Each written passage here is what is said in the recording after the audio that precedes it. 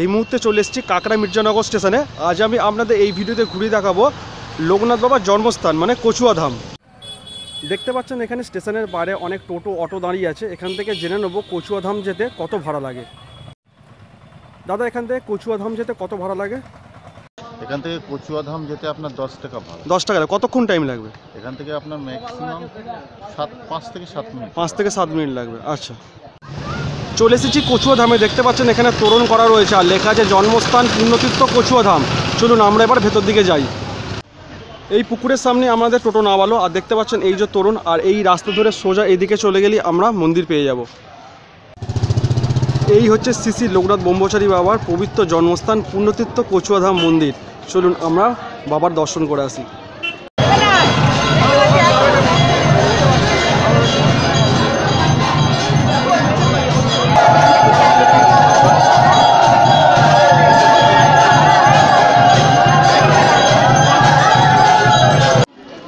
মন্দিরের পাশে দেখতে পাচ্ছেন এরকম অনেক দোকান আছে। আপনারা যদি পুজো দিতে চান তো এখান থেকে আপনারা ডালা কিনে নিতে পারেন। এদিকে আছে, আবার এদিকেও অনেক দোকান আছে।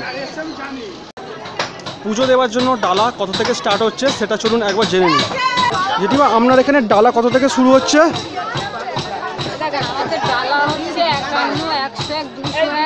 আচ্ছা, যদি অপারক হয় 20 টাকাও আছে, 30 টাকাও আছে, 40 টাকা, যার যেমন ক্ষমতা সে সেরকম ভাবে নেবে। আচ্ছা, এই ফুলের মালা কিরম দাম আছে? এগুলো 100 টাকা, এগুলো 40 টাকা। আচ্ছা, ওগুলো 40 টাকা। আচ্ছা, আর এই যে ডালা যেগুলো দেবে সেগুলো কি সব প্রসাদ দিয়ে সমস্ত কিছু? আচ্ছা, সমস্ত কিছু দিয়ে 5 রকম প্রসাদ থাকবে। ধূপকাঠি মোমবাতিও থাকবে। আচ্ছা আচ্ছা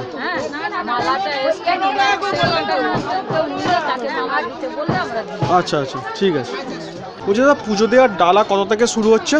পুজো দেওয়ার ডালা 51 আছে, 100 আছে, 151 আছে, ও সব রকমই পাবে। আর এরকম এই যে ডুরিগুলো এরকম এগুলো 5 টাকা। 5 টাকা পিস। আচ্ছা আচ্ছা। আর এই ফুলগুলো কিরম দাম আছে? ওগুলো 30 টাকা মালা আছে, 40 টাকা আছে, মানে সাইজ। ও সাইজের উপরে ডিপেন্ড করছে। আচ্ছা, এই যে 51, 30 যেগুলো বলছেন এই যে সব প্রসাদ সব দিয়ে, তাই তো? হ্যাঁ, মিষ্টি, নকুন্দানা, ধূপ, মোমবাতি, আমিত্তি সব কিছু দিয়ে। আচ্ছা, এটা হচ্ছে লোকনাথ বাবার মেন মন্দির আর এইদিকে রয়েছে একটা শিব মন্দির। আর এখানে জায়গাটা দেখুন কত বড়, অনেকটা এলাকা নিয়ে করা রয়েছে। আর এখানে কিন্তু প্রচুর দোকান রয়েছে, মানে এদিকে দেখতে পাচ্ছেন এদিকে অনেক দোকান রয়েছে, এদিকেও অনেক দোকান রয়েছে। চলুন এবার আমরা সামনের দিকে যাই। ভোগের কুপন কত করে লাগছে? 60 টাকা। ভোগ খাওয়ার টাইমিংটা এখানে দেখে নিন। প্রথম পর্যায়ে দেখুন 12:30 লাল কুপন, দ্বিতীয় পর্যায়ে 1:30 হলুদ কুপন, তৃতীয় পর্যায়ে 1:50 বাদামি কুপন, চতুর্থ পর্যায়ে 2:30 নীল কুপন, আর শেষ পর্যায়ে হচ্ছে সাদা কুপন। এই হচ্ছে প্রসাদ গ্রহণের জায়গা। এখানে বসে প্রসাদ গ্রহণ করতে হবে। আর বয়স্কদের জন্য ওইদিকে চেয়ার টেবিলের ব্যবস্থা রয়েছে। এই জায়গাটা হচ্ছে ধূপ মোমবাতি দেওয়ার জায়গা। এখানে স্ট্যান্ড করা রয়েছে, দেখুন সবাই এখানে ধূপ মোমবাতি দিচ্ছে।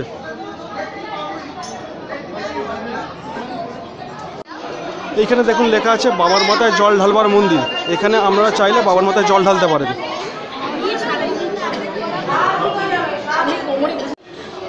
এই হচ্ছে লোকনাথ বাবার মূর্তি করা আছে এখানে। এখানে চাইলে আপনারা মূর্তির মাথায় জল ঢালতে পারেন।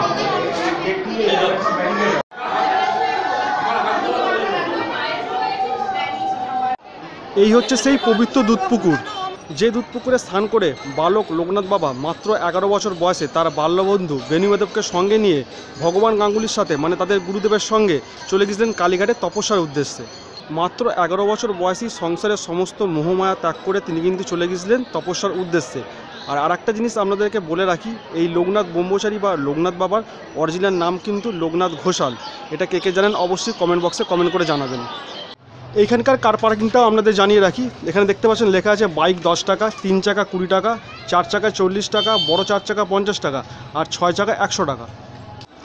এই ভেতরেও অসংখ্য দোকান আছে, চাইলে এখান থেকে আপনারা কেনাকাটি করতে পারেন। আর এইদিকে সমস্ত খাবার দোকান আছে, এই দিকটা করে আপনারা এখানে টিফিনটাও করে নিতে পারেন।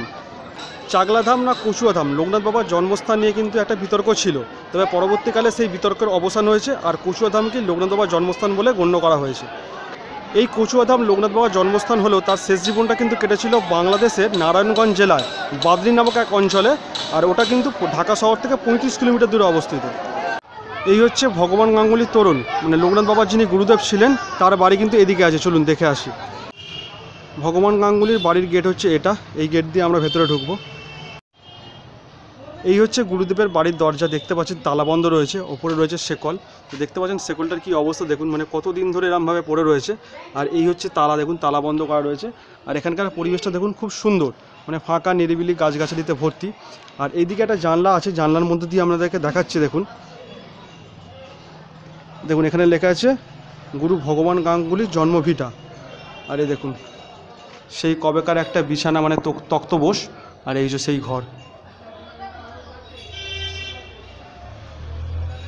লোকনাথ বাবা মন্দিরের যে তোরণ, ঠিক সেই তোরণের উল্টো দিকে রয়েছে বেনি মাধব তোরণ। চলুন আমরা বেনি মাধব, মানে বাল্যবন্ধু যিনি ছিলেন লোকনাথ বাবার, সেই বেনি মাধবের বাড়ি থেকে ঘুরে আসি। এই হলো বেনি মাধব তোরণ, এই সোজা আমাদেরকে যেতে হবে। আমি এই রাস্তা দিয়ে এলাম, এই রাস্তা দিয়ে আসার পর এদিকে একটা এরকম পুকুর পড়বে।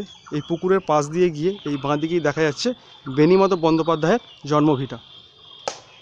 এই হচ্ছে বেনি মাধব বন্দ্যোপাধ্যায়ের জন্মভিটা। দেখতে পাচ্ছেন মাটির বাড়ি, ওপরে মানে টিন দেয়া, আর এখানে সিঁড়ি করা রয়েছে। কত সুন্দর দেখুন মাটির বাড়ি, আর সামনেটা এরকম বেড়া দেওয়া রয়েছে। ভেতরে কি ঢোকা যাবে সেটা আমি জানি না, যদি ঢোকা যায় তাহলে আপনাদেরকে ঢুকে দেখাবো।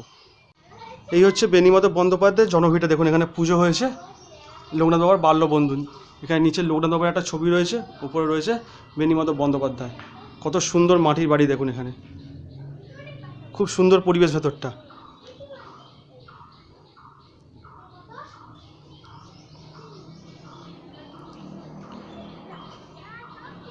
আর এই হচ্ছে দালান।